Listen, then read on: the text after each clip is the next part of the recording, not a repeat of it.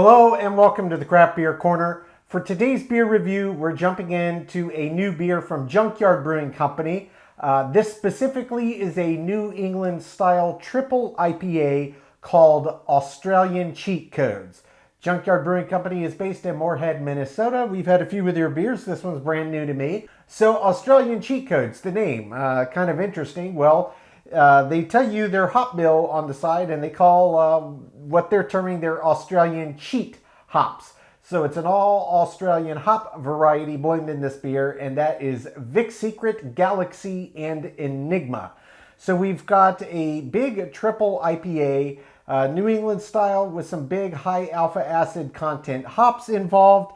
And I don't know how well the camera will or won't pick this up. I'll show you the label art. It's got some dude like kicking a monster in the face on the label that is bright pink, mind you. But this is not a normal size can. I don't know how well the camera's picking up that. If I had one next to it, maybe you could tell more readily. But this is almost like one of those, what I call the oil rig cans, those giant Foster's lager cans like you would get from Australia. It's that size. So this is... let's see, a pint plus 9.4, so 25.4 ounces, almost 26 ounces. So this is a little greater than two standard cans or bottles of beer in a 10.4% triple IPA form. So I say I'm going to be drinking on this one for a while, even with my big glass. No way we'll get the whole thing in there. But nonetheless, let's get this cracked gently. Gently. All right. We'll get this one poured as much as we can right in the glass. Okay. Yep. Triple New England style, so it is looking quite hazy. Giving it a chance to do its thing with the head. We'll leave a little room so that can settle.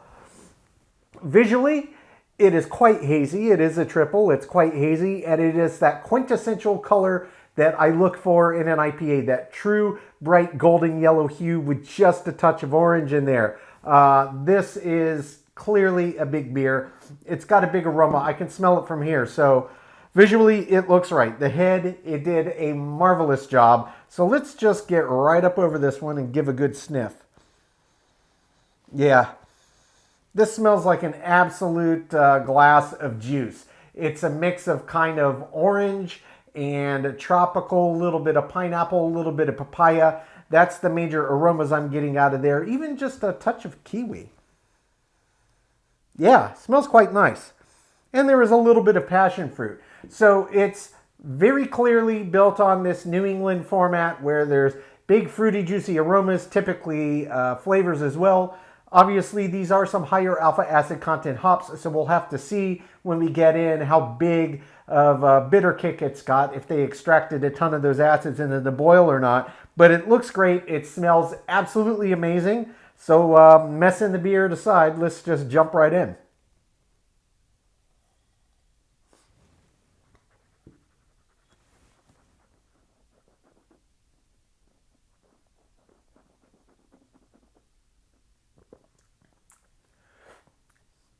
Nice medium heavy body, very full. Mouthfeel very resistant. Gets quite creamy when you agitate around the palate. So, when you swallow, wow, there's a ton of different layers of flavor on this one. I can tell you, there's a pretty nice kick of bitters up front, and they do kind of linger around, kind of hanging in the background as this fruit explosion just kind of goes everywhere. It's just this giant, juicy, it is one of those classic New England, just super juicy, tastes very fruit forward. So what I got in the aroma, a lot of that is translating into the glass, but there's a lot more happening in this glass than just fruit juice.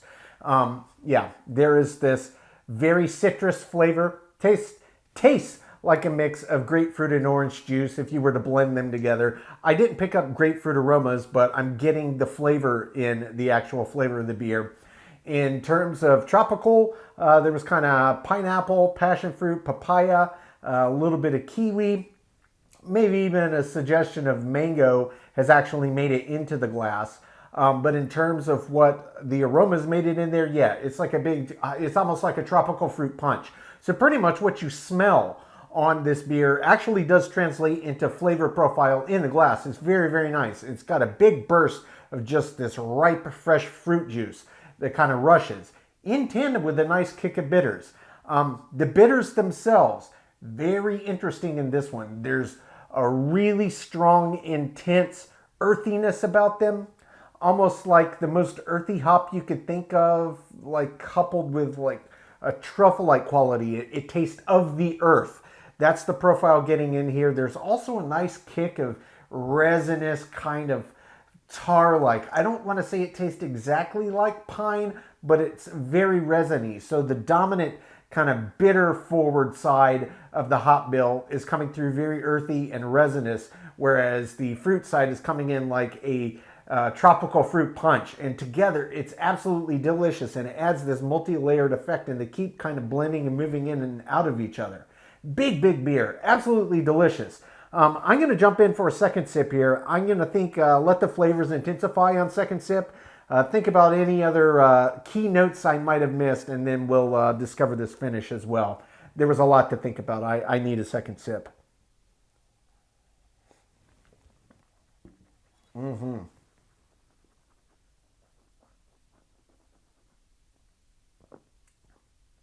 Fantastic texturally. Yeah, big burst of fruit juice. And it's like a tropical fruit punch. There is this citrus oil and citrus rind-like quality that's binding with the intensity of the earthy and resinous bitters as well. And the burst of fruit juice comes up front, and it dials back within about 2-3 seconds, and that bittering profile from the hops really kind of intensifies for about 5-6 seconds, and then it starts to kind of plateau and dial back as well. The way that the flavors layer with that rush of juice up front, and then this intense earthiness, and then the resin quality, and how it is building on those hop profiles that aren't juice related. As the juice profile is dialing back, it makes for a very interesting play on how these flavors intermingle and how they present themselves in the beer. It's very, very nice. This is a very, very good beer. This is almost kind of what I would consider a middle of the road beer for a New England style, and I'll have to asterisk and elaborate. What I mean by that is, if you're a massive hophead and you're not a massive juicy kind of New England style fan, and vice versa, if you don't care for the really intense bitters, this is kind of in the middle. It gives you kind of the best parts of both worlds without being overly intense with either. And don't get me wrong, there's a ton of flavor here happening, and a ton of flavor characteristics that are opening up that's very complex. But I don't think this is one that would shy away, one that's just strictly in one camp or the other. I think this could be equally enjoyed by both types of kind of IPA drinker, and I, for one, absolutely love it. This is really big, really delicious, massive, massive body. So let's get to the finish. The bulk of the finish is roughly average, but what I've noticed on the end of each sip, and it's not a very intense hanging around, but after the normal kind of bell curve shape and it kind of settles down, the end of the finish is ridiculously long. These earthy and resinous qualities of the bitter side of the hops, they are really lingering all over my palate. I mean, just lingering, and still there and still there. It's been at least a minute. So the bulk of kind of the profile of the finish is relatively normal, but the end of the finish, it just keeps going and going and going. It's, wow, I'm really impressed.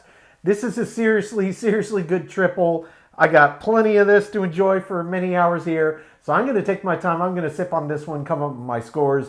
When we come back, we'll get this beer ranked from top to bottom.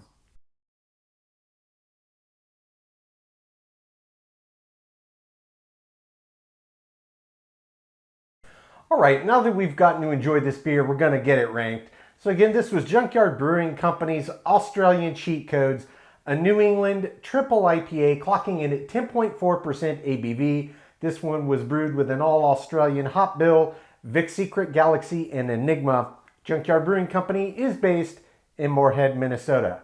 So starting with the aroma on this beer was really, really nice. It was pungent, but not quite as pungent as some.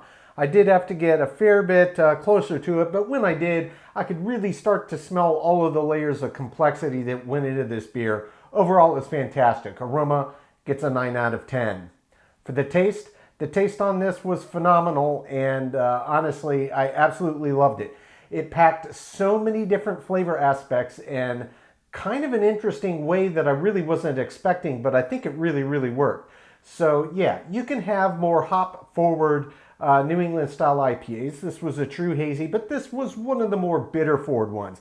So my thoughts on this would be, if you're not really that big of a fan of really bitter IPAs, if you prefer the really more juice focused, this may not be the one for you, but I personally thought it was fantastic, and the balance of flavors in it was fantastic.